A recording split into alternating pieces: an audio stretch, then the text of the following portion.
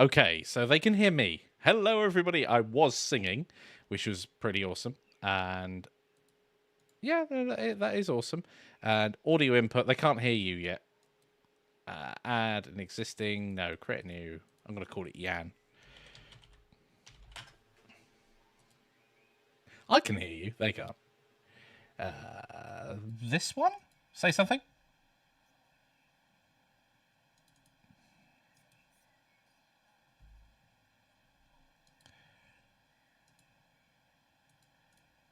Oh dear. Let's delete that. This is brilliant streaming, isn't it? Yep. I can feel. I hope people can feel my pain. Feel my pain. Okay. Say something, Yan. Can you hear me? Can you hear me? Wow, you were really loud. Really loud. Oh, nice. Okay. Okay, we have things. Wonderful. Wow. Okay, two minutes Hello, in. everybody. Hello. Where did How is everybody? I've lost the chat. What am I doing? Are you So censoring? Mikey has been moving his entire office into this room. As you can see, he's halfway through it. So he's quite tired. I just woke up from a very grown-up nap because I turned 45 last week and I am old. So I'm drinking lots of coffee. So I'm not as tired as Mikey, but I'm also not as competent as Mikey. So expect some mistakes. Oh dear. Yes. Oh yeah. I've, as you can probably tell, the background isn't a bedroom anymore. It's a weird green screen choice. Why would you pick that? I don't know. So I've moved back down into the garage. I've now got networking and power in, which is awesome. So that's why I'm down here. The only thing I don't have is flooring and windows yet. So that'll come. Yep. That'll come eventually, and hopefully it will be awesome. Mikey is bit shifted. I think he's just not white balanced, to be honest. He's using fluorescent lighting. Yeah, and Yan is perfect. Thank you, Roderick. It's going to be to notice. Bit shifted. Yeah, I'm not going to faff around with lights. It was bad enough trying to get sound working. Yeah. We didn't have. I couldn't hear him at all on Discord for the first 10 minutes before we started streaming, and then just as we came on, it worked. Hence the Britney Spears singing. Yes. Oh dear. But we have some exciting things to show. We do. First off, Mikey, how's your week been? Oh, very busy. Good. All right, that's enough of that. Yeah. Oh wow. It's been a very hectic week, and I thought I was going to get everything moved down yesterday, but that didn't happen. So yeah, I'm glad I'm in this space now. It means I can be a bit more out of the house, which is really, really good. For not being disturbed and all that lot. So I'm really happy to be back in this space. Also means I can work till the wee hours of the morning. No one's throwing anything at me yet, so that's good. Excellent. Yeah, so we have some fun things to talk about. Do you want to give it a quick demonstration first, then we could talk through? Yes, I think that would be a brilliant idea. So I hopefully won't screw this up. Now, some of this will look a little bit familiar because it's building on what we showed a couple of weeks back. But it's sort of morphed, which is one of these. This is morphed. Nice. Right. I'm just filling time while Mikey does this thing. I'm just pressing play. I'll move it over when... Yeah. Morphed. I've got to remember all the instructions you gave me. Right, I need to press escape to release the mouse. I can then share my screen, which is awesome. I can then make this full screen. Oh, look at that. Well, you can't see that. And on YouTube in 30 seconds. Yeah. So this is a little thing that mainly Yan has been working on. Quick thing. That is a placeholder character. We know it's not quite ready yet, but we know that. Yeah. In fact, I would consider almost everything placeholder to a degree. Also, everything in this scene, with the exception of that fence and those barrels, wasn't made by me. Like this was us testing. Well, we may as well talk about it. We're considering the next big course or series of courses to be an action RPG. And none of this is a promise. It's all very fluid and we're thinking about it. But we're thinking something in the style of like an old school Diablo. We have a safe area, a hub, where you can do some shopping, sell some things. You've got randomly generated dungeony bits. Jan, space Yeah. doesn't jump; it turns at nighttime. I get Yeah, to do it. I yes, get to yes. do it. Nighttime, daytime, nighttime, daytime. Sorry. It's not Awesome. going to be a massively multiplayer or online role playing game. It probably won't have any networking on at all unless we haven't talked about networking. No, This is of a large enough size that we would have to like sit down and plan it. And we may end up having to go to Kickstarter to see how much of a scope we can put into this. Because if we're going to be putting in things like networking, we need to plan that months in advance. Mike, stop looking at the floor. I just realised what I was doing. I thought it was a loading screen for a moment. No. On the other hand, in here, all of these things, except for the player, were made by me, which is the bit we want to talk about here. Except for the God Rays plugin and the camera plugin. I didn't make those. I've not been through here when we're testing. It's a sarcophagus room. Yep, the lids will come off. I'm watching 30 seconds behind, so I can actually see what you're doing. That's fine. But you remember we were talking a few weeks back about doing asset packs. So the current thinking, and this is, consider this hot code for my brain, right? When none of this is planned, I may say something that hasn't been said yet, or like hasn't been run through Mikey yet. The idea is we do this action RPG course or series of courses, and we do these tiles and props, because this is all a grid map, as an asset pack. And if you get the course, you'll get some of the asset pack, like the stuff you need for the course. And we won't be stingy about it. Like, you'll get good things. But if you want to extend it or you want to make your own games, we'll also sell an asset pack, so you don't have to go through the course at all. We're also saying that I'm going to say it. If you're a lifetime member, if you've backed us at lifetime level, you'll just get access to any asset packs we make. You'll just get them. Because we promised you access to all the things we make. That's a thing we make. Why not give you the value? So, yeah, this is a work in progress. I've been making this. I mean, this particular set. Spikes. Oh, yeah, the spikes. I guess since Friday? Yeah, pretty much. I think. So, it's still a lot of tweaking to do. I still want to make some more props. There's probably a few more room types you can make. But there's corridors. There's a plain floor. There's a floor with a throne in it. Actually, no, the throne is a static body. There's a throne with an altar in it, which isn't actually here. There's an upstairs and a downstairs, and there's a pillar room. And then there's all these props. Go up to the chest. Oh, I've just switched back to us for a moment. I'll go back to main screen. The chest. Oh, yes, I completely forgot about the chest. Also, all the things on the shelf. The shelf is a static body. All the things on the shelf are rigid bodies, but I don't know if you're able to get them down. All the things on the shelves. Oh, maybe if I walk into it real quick. Yeah, I've got a book off. Nice. Okay, think about the book and the throne room. Have you been in the throne room yet? Show them the throne room. Is that this one here? I don't know. I'm 30 seconds behind you. Yes. Oh, didn't go in here. Okay. This was funny. Jan had an idea of the throne room, and the other room was the one with the pillars in. And I was about to message him saying, "Could you? What would be really cool is some sort of red carpet or something along those lines." And then the screenshot came through with it on. I was like, "Yep." Nice. So these little braziers are static body props. The carpet's a static body prop. But if you look at the hanging things, there are two versions. There's one with the image and there's one without. Yeah. The way it's set is the one with the logo just has a second plane in front of it. So you can put in whatever image you want. You can have lots of different ones. You can put in your game's logo. You can put your boss. I just got this off Noun Project because I have a Noun Project subscription. So it's just a quick and easy test. But you just put in a PNG and boom, it works. The same with the books. The cover of the book is editable. So yeah, this is what we've been working on this week. There's a lot of scope there to play with. So much. So there's a few things we want to run past you, and one question I've got is ideas that you want to see for props. Bear in mind, I did start weapons. I think Mikey might have to do the weapons because my axe was a bit bad. It was an axe. I could tell it was an axe. That was good. It was. So yeah, there's that. How big should the pack be? This is something that Mikey and I have been going back and forth on a lot. Yes. Because there are packs out there with like a dozen assets in them. There's some with 100 and there's some with thousands. Yeah. I don't think thousands is going to be an option, primarily because of the time it would take us to get out. And Yeah. I will go pause for a moment, Jan. I'm just going to make a small change.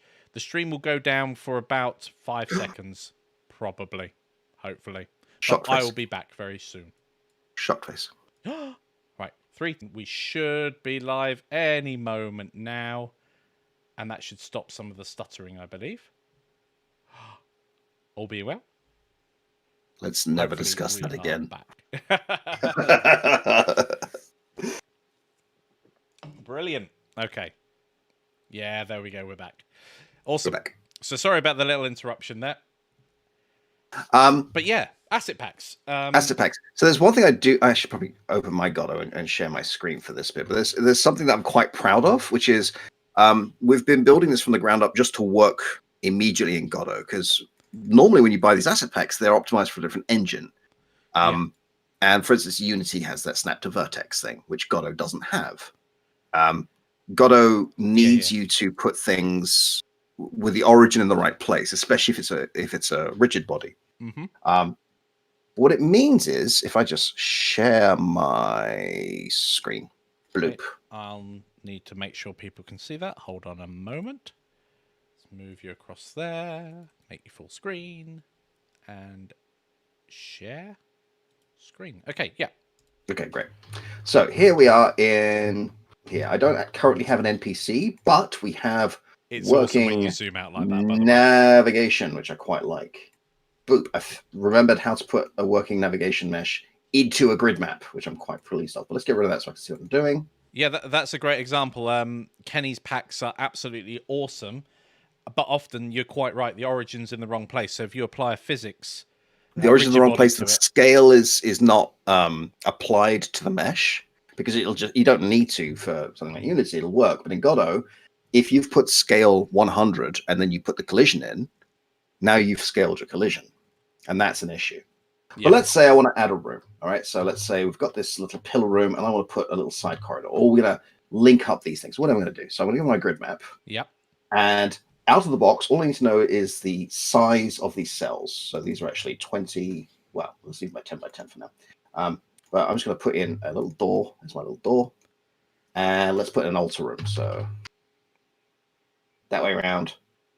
And it's going to have a back corridor. I love how quick it is to just build this up. Right?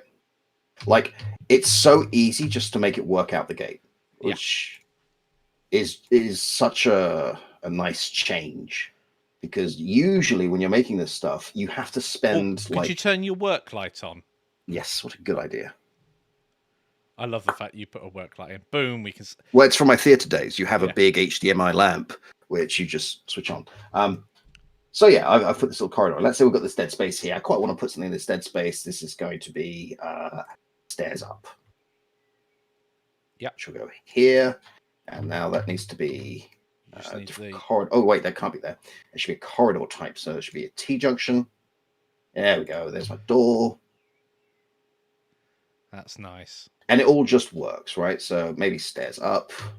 Yeah, this is the thing that we found, is that models aren't set up for Godot. A lot of them are set up for vertex snapping as well, rather than on the grid snapping, which is... And grid map isn't a thing in other engines, so it doesn't really come into it. But here, if my origin is on the corner and I try and rotate the tile, it'll rotate on the corner, which throws everything off. When you've got... It's fine when you've got everything is the same square, but if you've got walls and corridors, it just won't work. But now we've made this room, and we've got this nice little thing here, and we've got this nice little doohickey. Let's just make this now a in little the game and ready to use. Nav mesh. That's the only thing that we'd need to do to make sure it's working. So making the nav mesh work is quite complicated. Once you've got it all set up and stuff, you do have to go through a lot of processes. So what I need to do is go to nav mesh and press bake, and it's done. So that was very difficult. So difficult. Let's put in some lights while we're here. So torch. Great. And I'm going to actually not put a torch. I'm going to put let's put some torches in. Why not? Oh no, duplicate. Thank you. And you're over there. Meh. Nope. Nope. Nope. Nope. Nope. Nope. Nope. Nope. Nope. Nope. Undo. Undo. Well, you know what? We could just go in with the thing. But the point is, it should be something you could just pick up and use. The props should be good to go. The origins are right. Like, and not just for the grid map. Like, if I go over to the starting room, past all these little skulls, hi skulls, to these little barrels, for instance, these barrels are set up with the origin in the right place. But the doors are set up with their origin. Well, the door model is there, but if I open the door seam, the origin for each door is on the hinge. Yes. So when it rotates, it'll rotate properly. Like, it just works. If you don't want to use the animation that I've put in it, you can put in whatever animation you like. Yeah. Could even just code it in. The idea is just to make it just work as well as possible. I was tempted to try, once we get a new character in, potentially to try putting ragdoll physics bones in. So if people want to use ragdoll, because it's annoying to set up and it'd be good just to have it working. Yeah. But we'll see. That is kind of scope creepy. But here's my little books. I did wonder what you meant there when you said Auntie's packs. Yes, Cynthia are a great example of an asset provider that provides very good homogeneous assets. Whatever pack you pick up, you know they're going to fit together well. Yeah. But they set them up specifically for Unity or Unreal. But to get them working in Godot is often, as you pointed out, a bit of a... Well, you just have to spend time making everything work, right? It's just a lot of extra work you don't need. By the way, this God Ray effect is from the God Ray plugins, which is awesome. Yeah. The camera is the camera plugin. All of these props, so these little bottles are set up just to work. Let's get rid of you. These books, these bookshelves. I've tried to make it things have a lot of character, and it's not ready yet. But the idea is you could just import the TSCN, and it'll just go into the Canopy folders, and the things will just be there and work. Yes. So you don't have to bring in any DAEs or any GLTBs or FBXs. You don't have to worry about importing. And then you can go in, you say, well, you know what, that's not my color palette. I want to change my color palette. This is the color palette we're using. Well, that actually's Plopsis was saying earlier about the blue light looking nice. Everything that we've got in front of us is based upon a palette. Yes.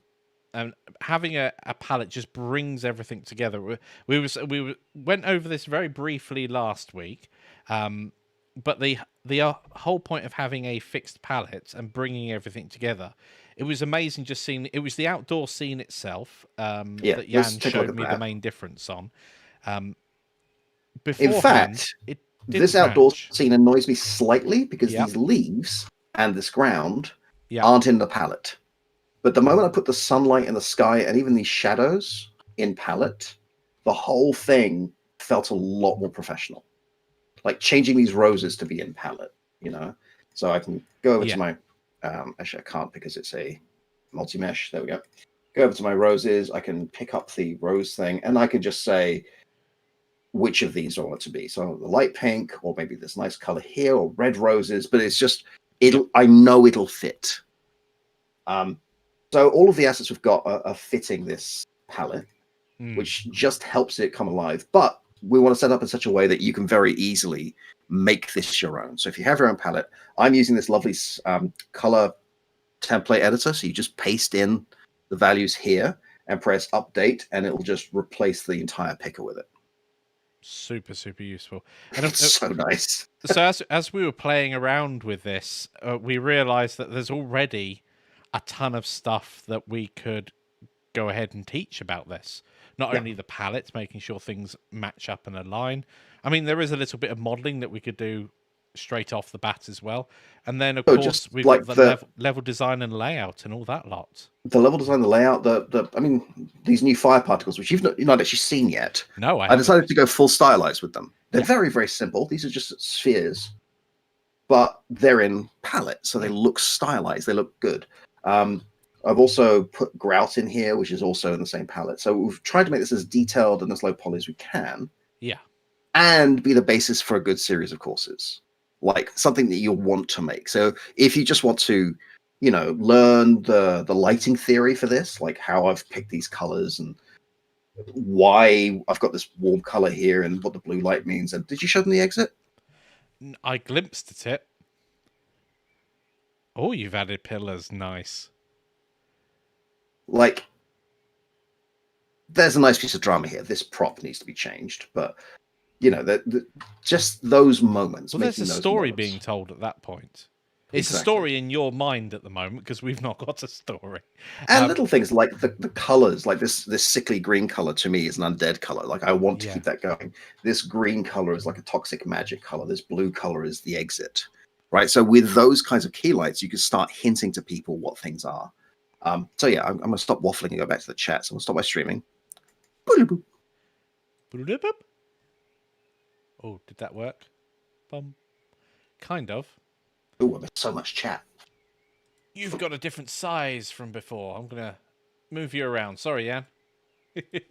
To answer Plopsis's earlier question, no, I don't have pushing working quite right now. So a bit of background. I asked this on the Goddo Facebook group. Yeah.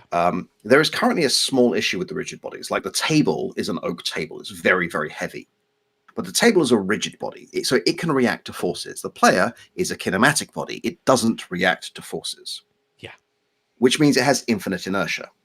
Which means if you walk into a rigid body, no matter what it is, it'll fly across the room like it's made of polystyrene. Which is funny at times. It's funny, but there's no sense of weight.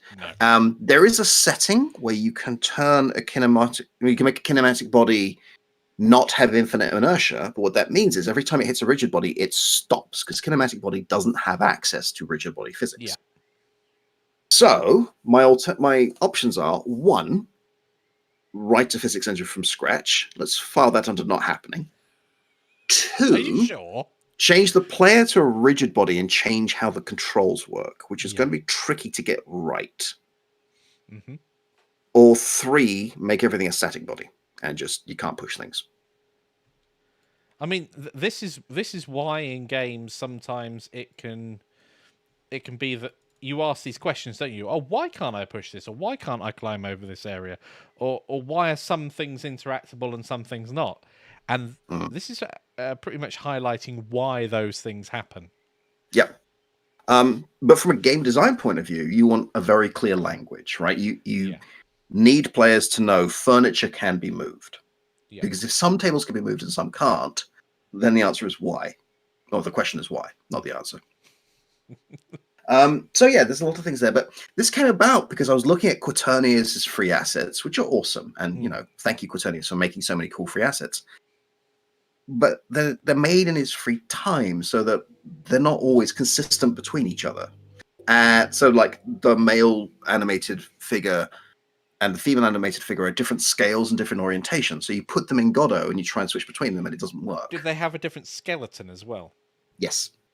So this is just one of the problems we've come across. And it's not just, we're not picking on these creators. They do absolutely wonderful work. They do fantastic work and they're not working primarily with this engine. No. This isn't a problem they have to deal with. But what we have found is that when we're writing courses, we want to make sure that you have things available for you. And it's great to tell you, oh, go grab from Kenny or Quaternius or whoever. But then there's also a load of setup needed to be done. And some of that is, it's really useful having the knowledge in order to do that. But also, if we're trying to teach a specific thing, going through this setup every time is not always the best way forward. So actually having this asset, import it into your scene. We know it's going to work as expected for you. This happened in Food Fight when we brought the robot in and I showed them what the problem was. As like, and here's the thing so that you don't have to go in and rename every bone manually. Yeah. Because it's half an hour's work and you just don't need to do it. Like if you're making an indie game, the chances are the asset you've got will be made for your game or at least optimized for your engine. Yes, I could do kinematics with code magics. I could say I could disable infinite inertia and then give the character, because not just the player, it's any character, an export variable of mass, and then multiply their linear velocity or square their linear velocity, and then multiply that by the mass. So mass times velocity is mass times acceleration. which is force, and then I can use that as an. But it just feels like a lot of work. It depends what you like most of these more deeper questions. Once you understand a bit more, it depends on what you want to achieve from the game. If we want to Yep. kick things around and it be a football game, it's going to be a different question from if we're just walking around a room. Kicking those skulls is fun. Yep. It's also little things that you discover when you put these asset packs together. Like I remade those barrels today because the first ones were fine, but they weren't quite good enough. So I remade them. And I generated a simple tri-mesh collision shape. I generated a collision shape for them. And I stacked a few on top of each other, and I kicked one, and the entire thing slowed down. So they went back and just said, okay, you're a cylinder. It's like, yep, works fine. Yeah. Like little things like that. Just if you want to scatter 100 skulls on the floor, you can absolutely do that. But try and make sure you've got a really simple collision mesh, because otherwise, just rendering them in, and then having them all fall is going to slow the game down. And if that's happening in another room, the player will be questioning why they're not moving, or why their screen's jerky when they're just in an individual room with hardly anything in it. It doesn't. There's also sense. A problem that 3.3 has just solved. So I'm glad 3.3 dropped last week. Which is before 3.3, you could only have 8 active lights on an object, which is plenty, right? In most cases, like when I raised the problem on the God of Facebook group, someone said, why would you ever want more than 8 lights on something? It's obscene. The problem is a grid map is a single object. Yeah. So if you have more than 8 lights on your level, they'll start flickering. But now you can up it. So currently there's a maximum of 64, but at some point you're going to hit that. So you can either not use a grid map solution. You could make a bunch of rooms as scenes, pre-made, and then generate them in, and that gets rid of that problem. But then you're not using a multi-mesh, so that's a lot more difficult. Just seen Jessica's comment there. Yes, hello, Jessica. We were those 2 kids, weren't we? Why do I need to learn this?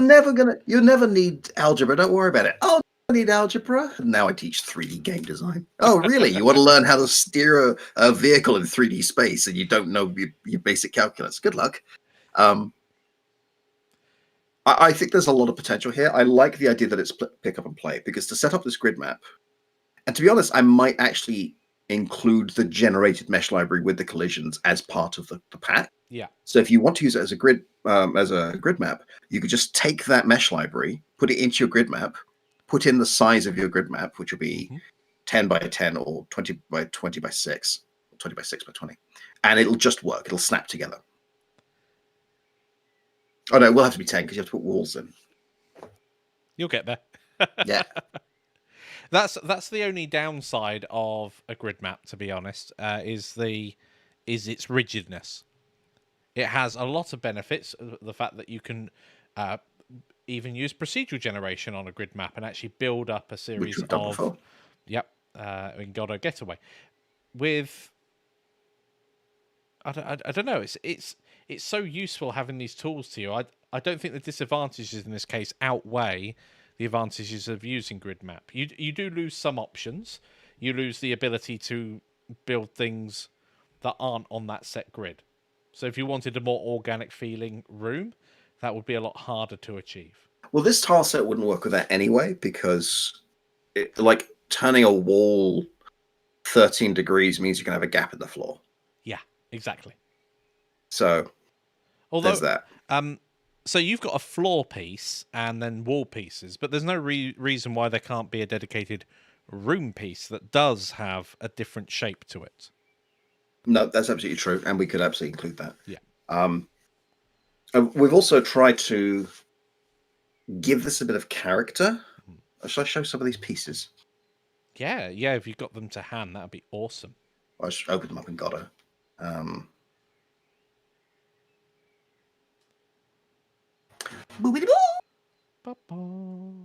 Okay, can you see the thing? Let me make it full screen. There we go. You know what? Let me go to my dungeon assets. This is all very rough and ready. So there's a bunch of stuff in here that's badly named. Also, I thought this was really funny until I kept having to put it in every time I wanted to edit it. And suddenly, this isn't funny anymore. This is just really annoying. But anyway. Castle Dungeon Tile Test Thing short name. So I was speaking to my girlfriend and I was like, what shall I call it? And she was like, I don't know, castle or like dungeon. It's fine.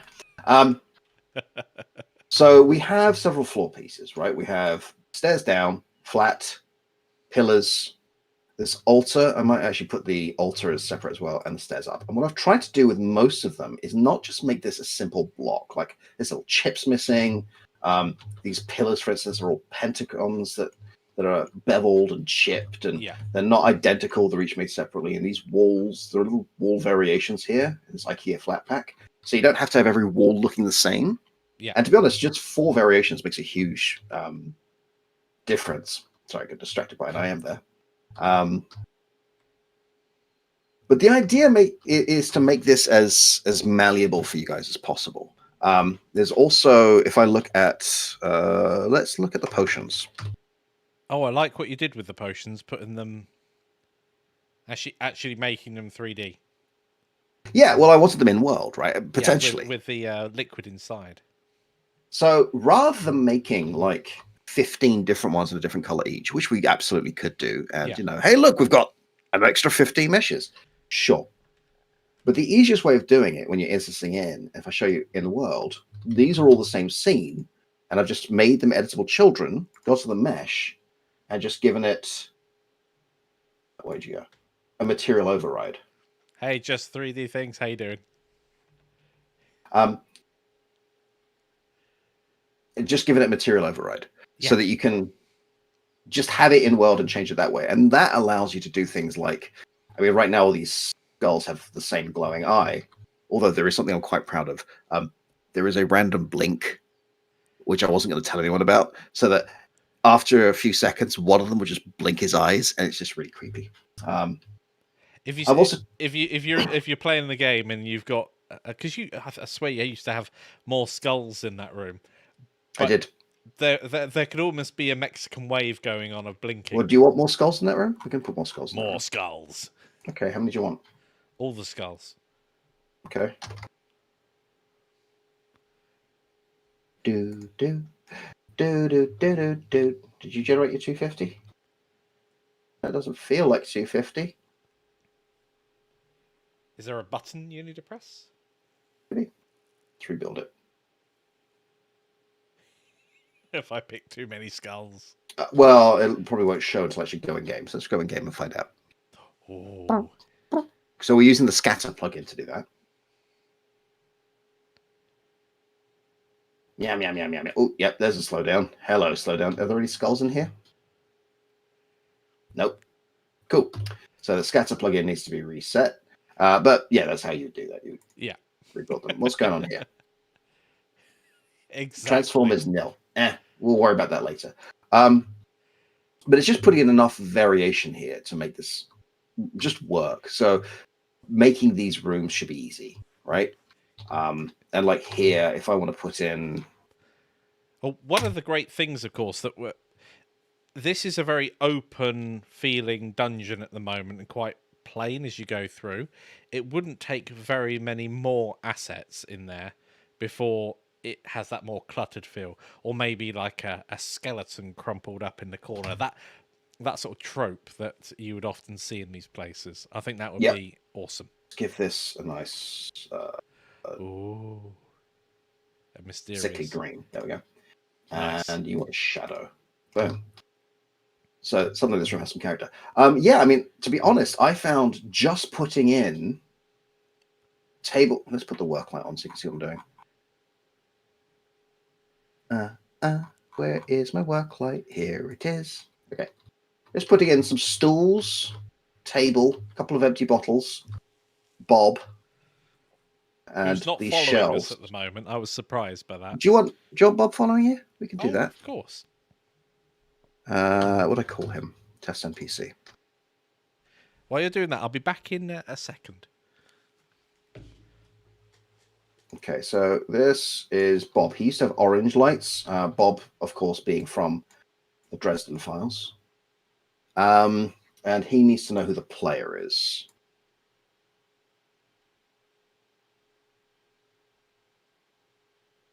Should do it. It's Bob. I think you are. Let's find out. Oh, wait, no. The navigation light. It's the worst light. Stop. Yan, no. Did you press the wrong button? I pressed it too early. Oh, dear. Just what's- 3D things. Yes, we stream, all being well, every Monday at 7 in the UK time. Yep. All being well. Yay. Okay, So we just need to work light off? Yeah, that's there we go. Let's see if I broke Bob. I might have broken him.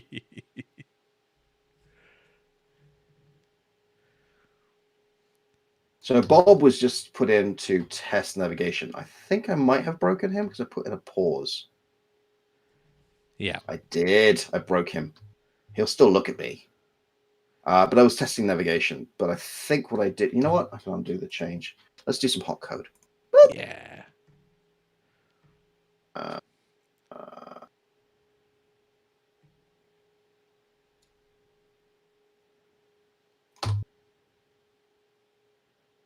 I didn't want him to sort of sneak up behind you and then jip, jip, jip, jip, jip, jip, jip, jip. I wanted it to bloop. I have a master's in education. That was a great description. Wasn't it?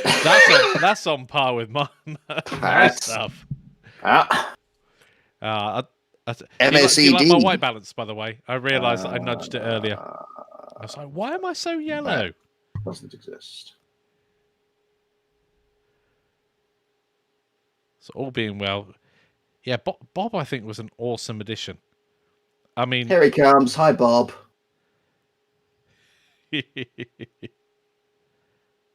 Oh, bye, Bob. This is the bit that annoyed me. He doesn't move at the same speed as the player, so he check. He needs a bit. Can I help you? But because the navigation is baked in, if I go and hide behind this throne, because he's a lot slower than we are, he'll come and find you, won't he? Mm-hmm. So this was just a very basic, can we get baked navigation and a grid map working so that when we do have some NPCs and some systems, because right now there's no systems, I'm just building assets. Bob, you know about this throne. I told you about this throne. Fine, let's go hide behind this pillar. Oh, no. He's stuck. Can't take him anywhere. Yeah, and again, this is the thing with anything that's in What code?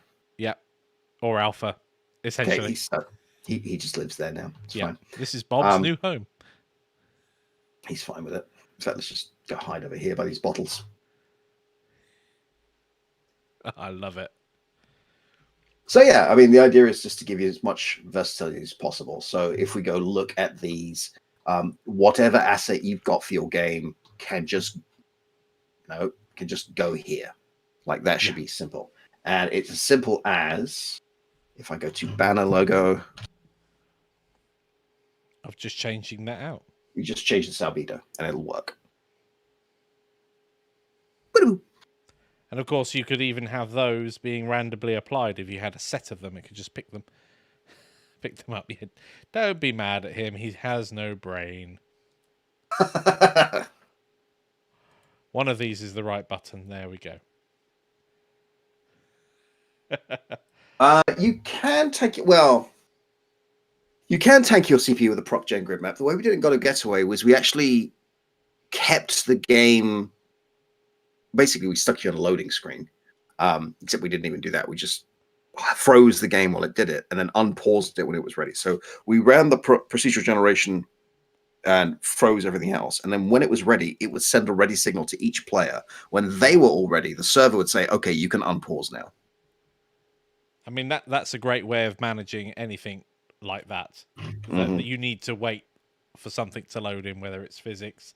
And it was especially important because it was over the network and you'd have different clients loading at different times. Some would obviously be quicker than others. I've just seen Rotteric's comment, don't be mad at poor Bob. Oh, was it Bob or me?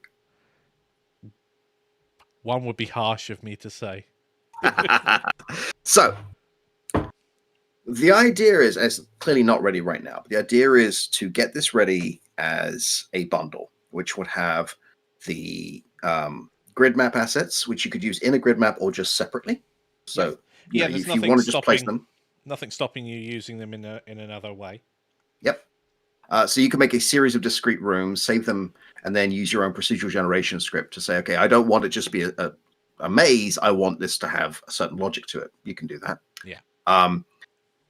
The props, the materials we've used, all in folders ready to go. And the advantage being, if we do it as a TSCN, it'll have to be in an assets folder, have to be in Canopy Games. So the assets, Canopy Games, and then within that, you'll get props, you'll get building materials, you'll get tiles, whatever else, and it's good to go. We can also hand it over in some other formats as well. So if you want to play with it as DAEs or GLTBs, we can do that. Oh, definitely, yeah. That's just a choice of exporting, although primarily it'll be set up at the moment for Godot. There's no reason why we can't set them up for other engines in the future.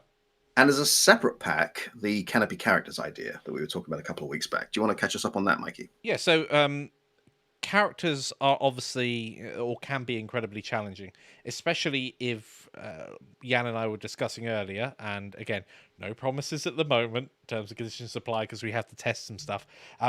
But if you've got a character who's carrying something like a torch or perhaps a sword, one-handed weapon, things like that, then you want to be able to swap that out without having to redo animations or all the rest of it.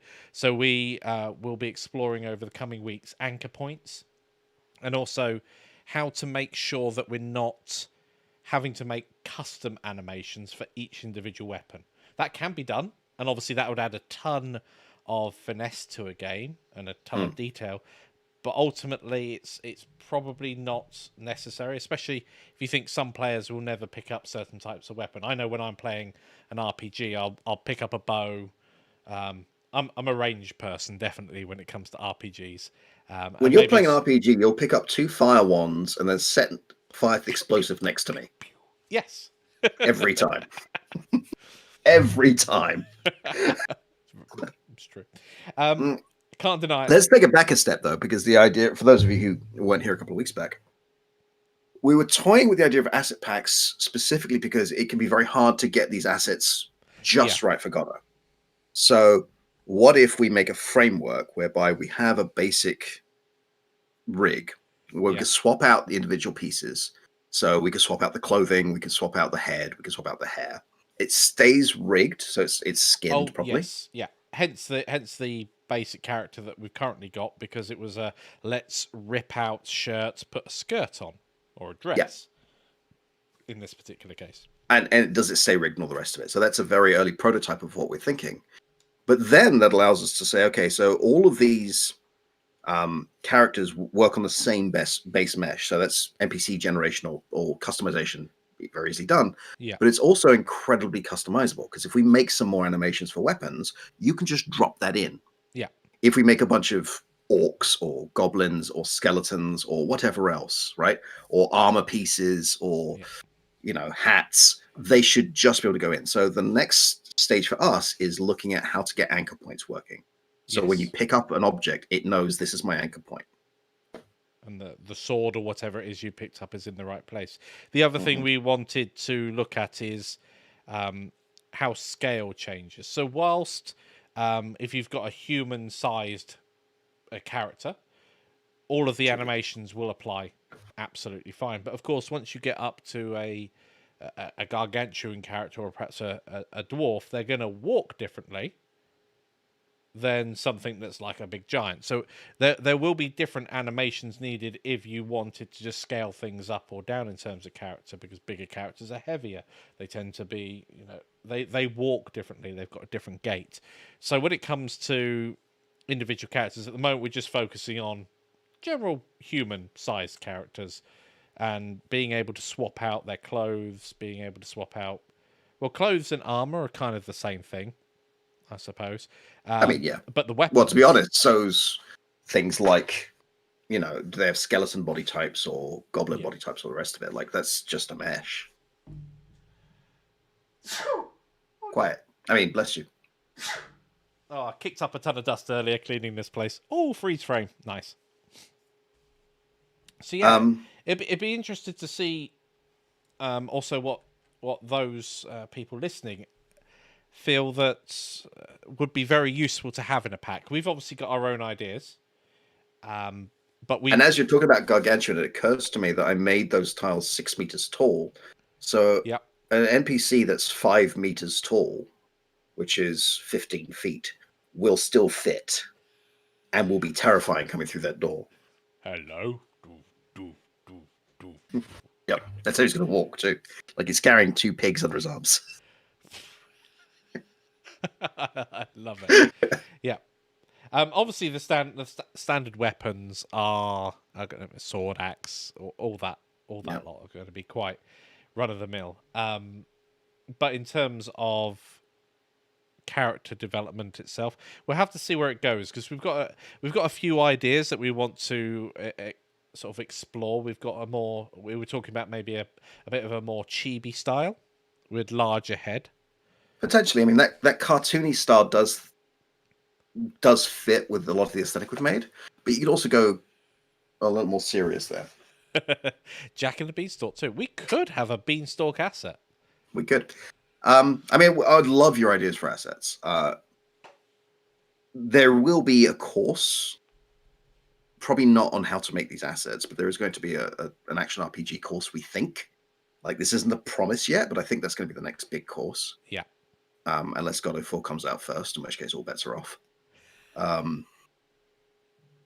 really liked what Juan was tweeting today about the new particle stuff for God of 4. Oh, that looks amazing. For those of you who don't know, they're doing all kinds of cool stuff for particles, but they did some new, first particle trails, which is a particle with a bone rigged into it, with a particle rigged to that bone, or not a particle, mesh rigged to that bone. So you could just make a mesh fireball with stuff, and it's just one thing, or whatever you need.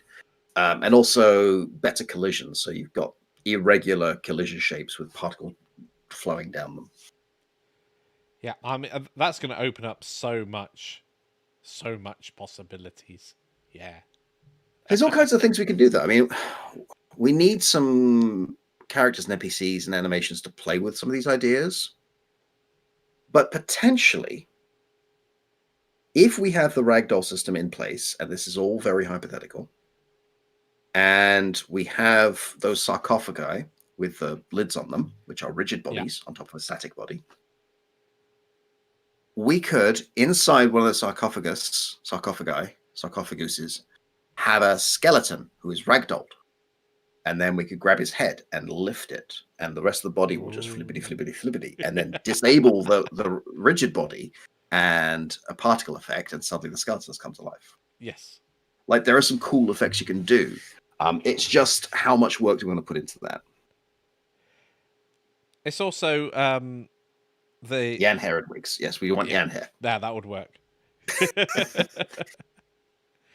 Yeah, I mean, there are so many possibilities with everything that's coming out, especially as Godot improves as well. I mean, so yeah, we want to strike a balance between a really good framework for some asset packs, because I think there's a lot of potential there. Yeah, and some courses, because we can't just stop recording courses. No. I mean, we'd love to be in a position where the asset packs are so good that, you know, we can pay bills and rent and things, mortgages. But I think realistically, we need to make sure there's also some course content going too. Yeah, and I really like the fact that both the assets and courses are actually aligning again. That was really good when it came to Godot Getaway itself. I was playing around with modular buildings at the time, and then we built a city and we threw a car in, and the next thing we know, we've got the next set of courses. I mean, it's interesting, isn't it? Because with Godot Getaway, we had a situation where Mikey built a bunch of alpha assets, which I used in the course, and then he did the Blender course, which had better assets in it. And just as I finished Godot Getaway, I was like, I really want to use those assets. Now I have these assets and no game system. And I keep thinking, I really should write a game system. Like, I need to start this entire script from scratch, because this movement system is very wonky. There's no animation tree player. all the things I've got in my head for how this works. Like I want to put in systemic gameplay, Yeah. right? I want to create a node that says flammable, and then something that says fire, and the fire has a script that says if you collide something and it has flammable, Woof. trigger the Yeah. engulf or whatever script in that, and you know, so you Yeah, can actually definitely. have that kind of systemic gameplay that's in Divinity Original Sin 2, which we've been playing a lot of. Yeah. Because it opens so many things. But I'm still building the assets up. Soft body capes, I think, is a great idea. I was actually thinking about doing that. I No almost did it capes. with the banners. No capes. No capes. No capes. But capes. But they look very dramatic. Especially I if also you tried to pick a style that would be very easy for Mikey to sort of can you do wind systems? Do they exist in Godot? with a shader. I need to That'd get be cool. shader practice. I was really tempted, and I might still do this, to pick up GD Quest's shader course because it's really good. GD Quest know what they're doing. Another Arda course, maybe. Music is definitely something that would help bring this world together. Although it's a question as to which sort of style we go for, because it's definitely going to be more, dare I say it, Zelda-esque in terms of its music, rather than like an epic RPG with orchestra. Electro swing RPG, did you say? No, techno. I mean, right now I went to Open Game. I went to Game Dev Market and picked up a couple of free music packs that work great for the little videos we're making. Yeah. But yeah, so we're thinking there's enough scope here that one, it's going to take months to actually get to the point where we can start releasing the content. Yeah. Because there's a lot of prototyping to do. Like I haven't even started game systems yet. There's a lot of prototyping, a lot of bug fixing to do, a lot of streamlining to do. It might well be worth us going to a crowdfunding solution, because then we can see how much we can afford to take off on a normal schedule to do things like an an ARDA course for the music, Yeah. or a modeling course, or maybe we see if we can get Paul and Erin and other people in, or maybe we can ask someone in the Godot community to do some advanced AI, for example. Like, let's not just have something as simple as you're in detection range, I'm going to run for you, which is perfectly fine for a lot of games. But maybe we can go in with things like decision trees or behavioral trees. Yeah. I also want to do a whole course, or at least a section, on the various plugins we're using, on Scatter, which has stopped working, so I need to bug fix that, on the height map terrain editor, on the river plugin, on the God Rays system.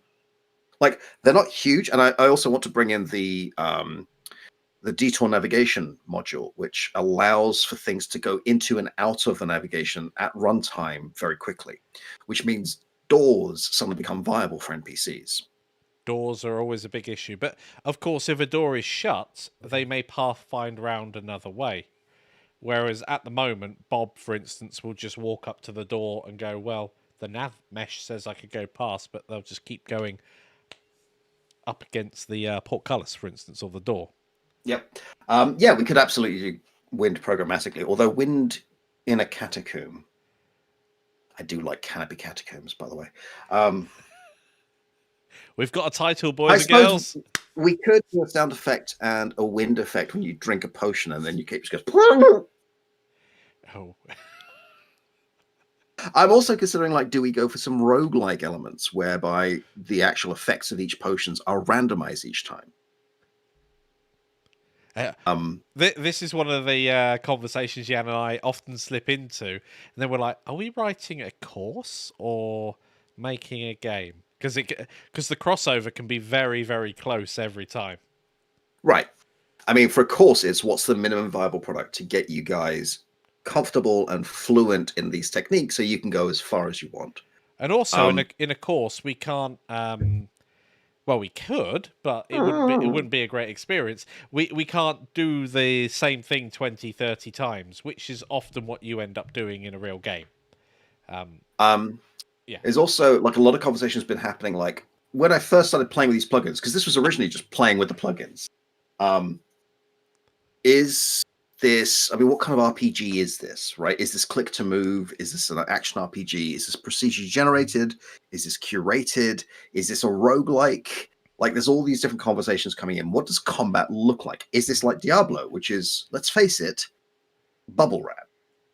Like, I loved Diablo 2 back in the day. Yeah. I tried the demo for Diablo 3, and I'm like, have I gotten too old for this? Because this is just... Click, click, click. It's I can't remember. It's a looter.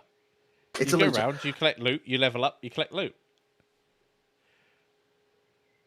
Courses can't be too hard. I mean, this is absolutely true. I mean, Godot Getaway is I would say an intermediate course. Discovering Godot is a beginner course that brings you up to intermediate. The nice idea about the way we've been doing our big courses recently is that they're modular, so that you can go as deep as you need to, or if you already know how to do that, but you can just ignore it. Yeah. But like, if we're going with this action RPG, like in my mind, I'm thinking, okay, so do we do a thing where we have a dodge mechanics, and then Mikey has to do that? Like, Mikey, I need an animation for a roll or a dodge. Yeah. Um, And is it going to be a stylized dodge where the character kind of just slides to one side rather than barrel rolls to one side? It has a completely different feel of game when you make those decisions. And then once we get those animations, we need to get the control input just right. Because if you're working with that kind of game, you need it to feel responsive. Like, if we're going to have actual, like, accurate collision shapes for each mesh piece, and then we're going to be firing bows, because I know Pakosh was saying, yes, please, to bows. So if skeletons are firing bows at you, you need to be able to weave in and out and dodge and feel like a hero. There's nothing worse in a game than a dodgy collision where you think you're going to hit the... So what was the... PUBG, so Player Unknown Battlegrounds. There's a... When they made... It was third person initially, and then they added a first person camera, which was absolutely brilliant. It upped the difficulty level. But on third person, you never made the mistake because your barrel would be into a wall when you were crouched. So you're like, oh, my barrel's in a wall. Of course I can't shoot. But when you're in first person and you're looking through the scope, and the scope is in the window above the wall and the barrel is below the wall, you're going, why am I not hitting this person? What? And all you're doing is putting bullets in the wall in front of you. That's just obtuse. See-through shader behind walls is... Actually, we were playing with that. It's not difficult to get that effect out of the box of the materials.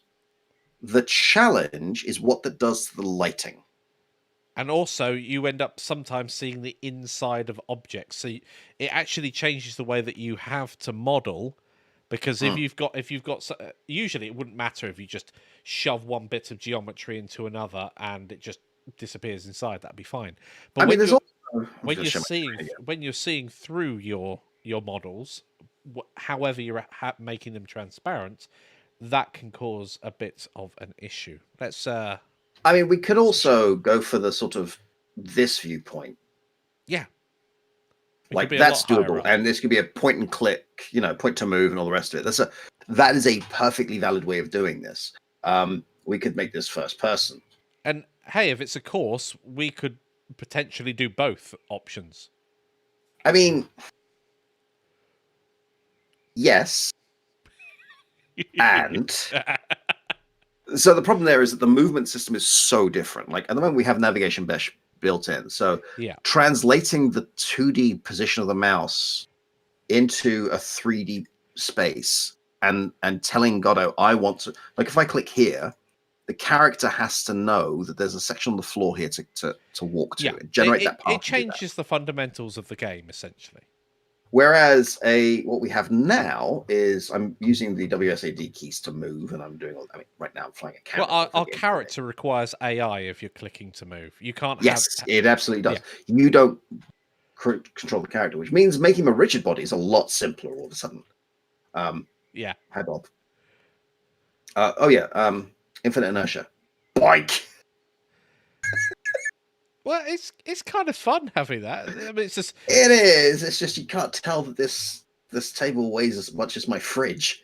And it's the same with these barrels. These barrels are really heavy, but I don't know. That character looks pretty buff. Posture is very good. So I go with this. Oh yeah, so WSAD, like for me, this feels like I should be able to like move at this kind of speed, maybe have a stamina bar if I'm sprinting. I should be able to strafe, I should be able to jump side to side. I should be able to jump in with a weapon, hit it, and jump out. It's about precision and accuracy. This is what I'm feeling like here. But it doesn't have to be. It can also be this. Yeah. And I'm clicking on a space and moving it over here. And by the way, this is a little plugin that I picked up. Yum yum yum yum yum yum yum yum yum yum yum yum yum yum yum yum. Feel like this is telling a story. Yep. There were 4 potions on the shelf. And the little one said, "Roll over." So they all rolled over, and one fell out of a bit out of my glass there. I like it. From a course point of view, and we're not yet anywhere near that place. Like I want to have minimum systems in place before we even say, let's see if we can crowdfund this. Let's see how big this course is going to be. Like if we don't crowdfund it, it's a course of this length. It's just very simple. Here are the assets. Here's how you make it. If we do, how deep do we go? Like, are we talking about asset creation? Are we talking about music creation? Are we talking about goal-orientated decision making? Are we talking about, how does this work? Yeah. I also feel like there might be some, especially if I'm using that improved navigation system, some floor tiles with holes in the middle and then lava or goop or whatever liquid there are. So you have to cross bridges or jump over them. And if there are flying enemies with that advanced detour plugin, they know that they can fly over it, and the humanoid ones can't. So they'll go for bridges and so on. Yeah. So there's a lot of stuff I want to bring in here that I think will work well. One of them is, why is my scatter stop working? But that's something to play with off stream. Let's switch everything back. Boop, boop, boop. There we go. VR will be fun, but we need Bastion for that because I don't own a VR kit. VR can be very challenging as well. There's a load of extras that you need to think about with VR. Just for example, with the hand controllers, what type of VR setup do you have? Do you have one that does all 5 digits like the Steam VR does, or does it only do sort of a mitten effect? Or maybe it does a bit more. All of this comes into your gameplay decisions, and of course it's not a stable ecosystem at the moment, so there's not just one rule set. I mean, Bastion would be the best person to have on stream to talk about this if he didn't live in Australia. He's asleep at the moment. Like it's like 5 a.m. for him. On the other hand, the asset pack would work just fine with VR. Yes. Like there is nothing stopping people who work with VR and want to make a VR game taking this and here you go, you're renowned this. I'm not making any ceilings and all my tiles. Like I've made certain design decisions just to make this very simple. But if that's what you wanted, great. Yes, we would need to stick with one type of gameplay system. I don't think it makes sense to have a point to move and a WSAD and a real-time strategy movement system and voice control. That would make very little sense. Like we need to make one game. Yeah, and whether that happens to be click to move or you're moving with. I'm tempted to say WSAD movement, just because it feels more immediate, but maybe I'm wrong. We could have. I mean, this is one of the great. Let's see what we feel when we get some updated characters and a few more props and some weapons, and definitely go with that. So those are all sorts of the system says. So Plopsis says I've done some quest stuff, but it's true that it involves a lot of decisions. So questing is just another. No. The VR. I've got an Oculus Quest as well, but bringing it back to RPGs. Nice segue. Nailed it. Never mind. No, I'm not going to get VR kit though because I have 2 cats. I want a vid. I'll tell you what. We'll shove my VR headset on Jan and see how long he survives. Because my cats jump here, and I'm waving my arms around, and the next thing I know, Caboodle is like attached to my face, clawing the crap out of me. That's not something we want. Nope. Yeah. I've gone very pale. Let me open up OBS. Have you had your vitamins? No. There we go. I'm seeing that we've just hit an hour, so I think we should get to the point where people have suggestions or Yep. questions or dances or other things they want to share. Like, are there parts of the pack you want to see? Are there things that you would want to see in the course? Bear in mind, none of this is set in stone. None of this is a promise. And I'm not going to make anything with mayonnaise in it. No, I think that's fair. I'm not a big fan of mayonnaise. Evil. And not the fun evil either, the bad kind. Feature creep. Yep. Well, at the moment, That's what we should call it. feature creep, the game. No, that's already been done. That's called Star Citizen. They changed the name. Ooh, deep cut. But at the moment, there genuinely is no such thing as feature creep because it is in complete Genesis mode. It's we want to try this, we want to try that. Jan's gone to go get cats, or at least one, I presume. Oh, dragon! I thought you were going to go get a cat. The dragon. Close enough. I could be a vet. I could. I see your dragon has a hairball.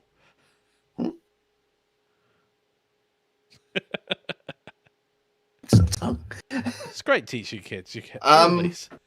I mean, we could actually use this as a base for an NPC, but this is the thing as well. Like Puff the magic dragon, the most evil. the Godot dragon community of all right now is time. growing fast. I don't know how much. I mean, no one does, but I don't know how much of a market there is for a Godot optimized paid pack. Like, we want to make sure that the pricing isn't absurd, right? We're not going to be charging like $60, or even £60 Well, now Jan said that it'll be a massive pack of 2,000 assets, so we won't. If it's a massive pack of 2,000 assets, it won't be £60. We'll It'll do be $59.99.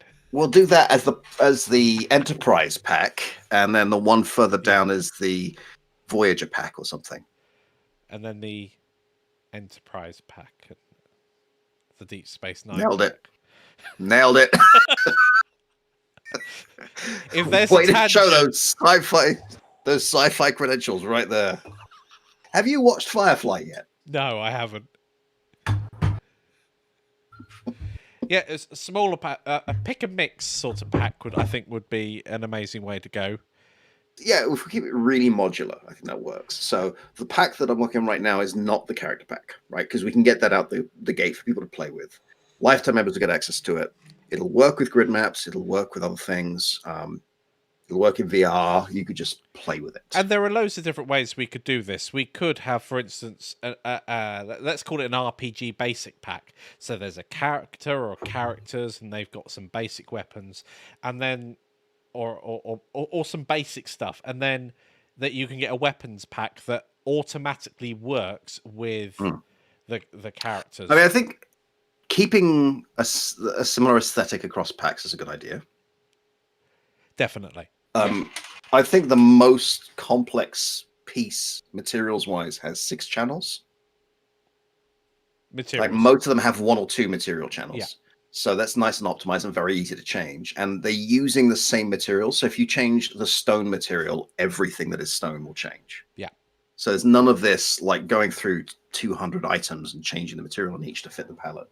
Yeah, I mean, that's one of the things that we need to sit down and try and work out the best balance for, because you can have one object with 6 materials, or you can have one object with 6 different UV islands, essentially, and actually have your colors that way. One is far more optimal. One's easier to edit in engine. So there's a kind of a balance to have either way.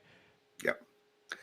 There's also like how accessible do we want to make this for other engines? Because I don't use Unity and Unreal, or a bunch of other engines, so it's not as easy for me to go in and really test it the same way I can with Godot, where I can, for instance, bring in the barrel and go, that's not rolling right, I need to move the origin, or oops, I haven't applied the transforms. Yeah, I think any asset pack we did produce wouldn't just be TSCNs.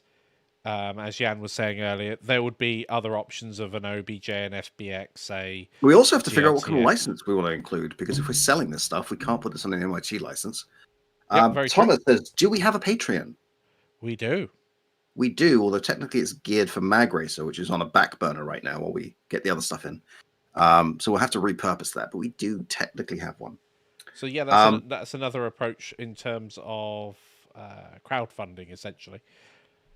But that's over a longer period, of course. So. Yep. So I think this has a lot of potential. I don't know if it's something where we do a free version and a paid version. Because I know a lot of people in the Godot community object to the idea of paid content for Godot. Because free and open source to a lot of people means the entire thing should be free, which I get, but it also means it's very hard to make your living on it. That's true. I feel that if we were providing just models, that even if they were rigged or not, that has a value to it.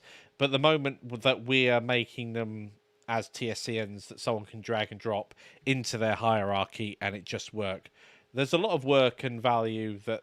Oh yeah, I mean, just getting the collisions right for the stairs was half an hour's work, which I'm pretty sure if you're, making a dungeon, you know how to do. But, for a few bucks, maybe you don't have to. Yeah, exactly. And it's making sure that these assets are able to be used by anybody, and just dragging them straight in. And of course, I might be able to, and again, so terms and conditions apply, yada yada. But in terms of exporting for Unreal and Unity, which are two other wonderful engines, we can. There is a way of exporting and making sure that collision shapes are all built in and everything. So it's not a huge undertaking, but there would have to be a bit of fun and games trying to get it ready for different engines. They just expect different hierarchies of collision shapes and all the rest of it. But the idea being we could put it on our site, we could put it on itch. Yeah. There might be a value of doing like a free version, like the stuff that we would include with the course, and an expanded version, but that can also get a little bit complicated and weird. So, very early days with assets at the moment. Very early days with the Canopy Catacombs RPG extravaganza.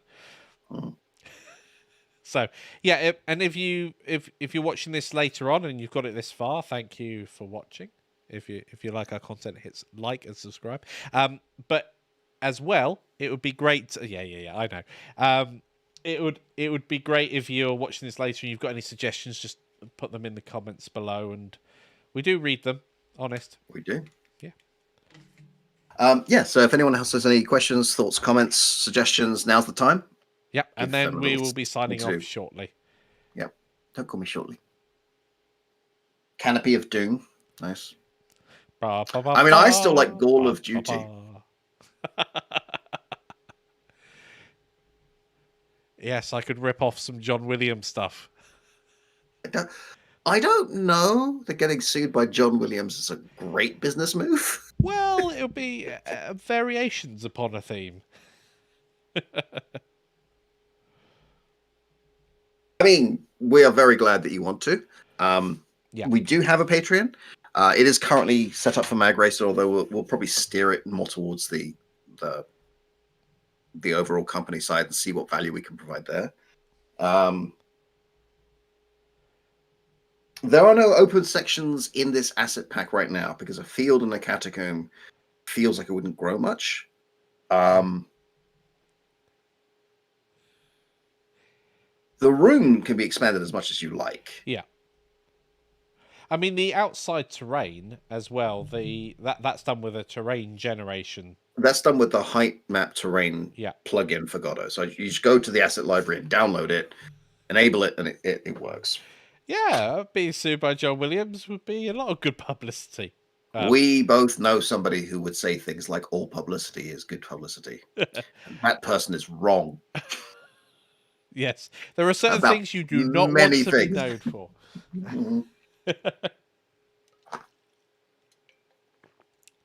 Lovely. But we're very glad you enjoyed the courses, and we love making it, and we really believe in Godot and Blender and Ardo, although we don't spend a lot of time with Ardo. Yeah, it's one of those things. We tend to veer towards the visual things, and ESL. English as a second language? I don't think that's what it is. I teach it. Actually, I teach English to kids in China. They get very confused. Yes. What is your father's job? I don't know the English. Well, we will say your father is a superhero. Draws his father as Batman. Nice. Yes, ESL. I don't know what that would be in this particular case. But yeah, I'm going to say just a second language. The European Super League. That is a superhero thing, right? Or is this a sportsing thing? I admire sports in other people. I have no thoughts on the European Super League. I have not been following. Nope. You were close, Bakosh. But yeah, I think that's a good place to stop. So come over to our Discord if you have more questions. Mikey, do you have a Discord link? I can type it now. I should really get it on an autofill. Ooh, who's Phil? I don't know, but he's good at typing. Better than I am, anyway. Canopy.games. Now, I did make things nice and easy. It's a good face for you to freeze on. Discord. There we go. That should take us through to... I'm going to test the link after pasting it. Because I'm we're going to get back to doing the things. And yeah, it's lovely seeing everybody. Nice seeing you, Mikey. Yeah, that so works. Do we have a sign-off we should use? Well, I'm also just going to say I am very rubbish at being English, but in my defense, I was born in Belgium. Like, I have an English accent, which did bite me a lot when I was teaching in New Jersey, but I don't consider myself very English. Like, my first language is French. Very true. Right. I will also post, whilst we still have a few people watching, most people are probably clicked off by now.